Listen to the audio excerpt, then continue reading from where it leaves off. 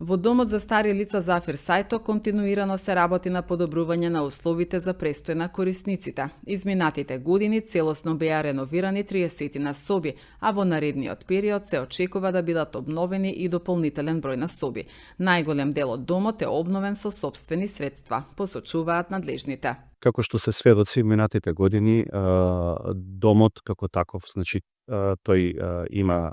свој 40 и кусур години откако што е формиран и изграден, значи едноставно имаше потреба од подобрување на условите. Сето она што го направивме за подобрување на условите беше во најголема мерка покриено од наши само финансирачки средства. Тоа се оние средства кои што ние ги наплаќаме за услугата од самите корисници, така да секоја година на некој начин сето она што ќе останеше како вишок ние го вложувавме тука и успеавме на некој начин од 82 вкупно соби кои што ги имаме, двокреветни, некои си трокреветни, успеавме негде близу 35 соби целосно да ги изреновираме, или тоа се вкупно 2-2,5 реони од домот.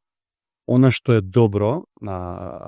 сега во моментов и оваа година се, така да кажам, некои добри трендови и активности кои што одат во корист на самата институција и би сакал да ги споделам со јавноста, а тоа е дека Домот за стари лица Зафир Сајто е во последна фаза и тоа е речиси завршена работа. Значи, моите информации се дека нашите практично проекти кои што беа поднесени за реконструкција на уште 3 реони во домот, и тоа се отприлика негде од 25 до 30 соби за целосно нивно реновирање.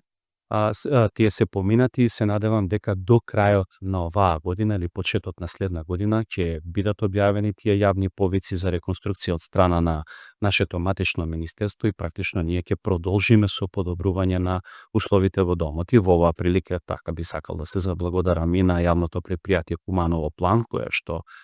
ни излезе во пресрет и ги изготви сите тие на наше барање, сите тие проекти кои што беа поднесени заедно со општина Куманово, добивме поддршка од општина Куманово, така да тој процес како таков се надевам дека својот епилог ќе почне да едноставно да се гледа тоа на крајот од 2025 и почеток на 2026 година. Исто така има уште една позитивна информација. Се надевам дека и тука сме во една завршна фаза со еден европски проект кој што го работиме строго сами, прекуграничен проект заедно со институции од Република Србија. И тука исто се зема во предвид и во план е да се реконструира нашата геријатрија, која што не е во најдобра состојба и условите таму не се во најдобра состојба, така да доколку и тоа се случи, со задоволство ќе биде споделено со јавноста и се надам дека и тоа ќе биде исто така повод за добри вести.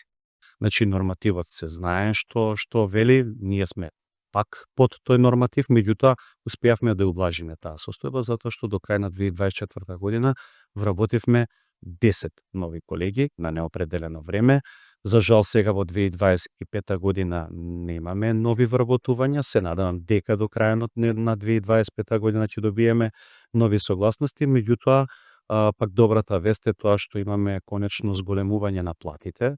за вработените, затоа што бевме во оној дел, така да кажам, институции кои што беа малку подзаборавени од нашето матично министерство и од државата, така да и тоа се позитивни вести, мотивација и за постојните и за некои нови колеги кои што би ни се придружиле во иднина во дом. Што ни недостасува?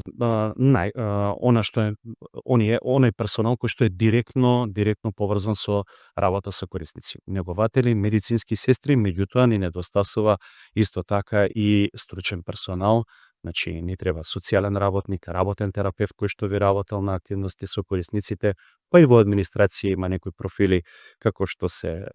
правник,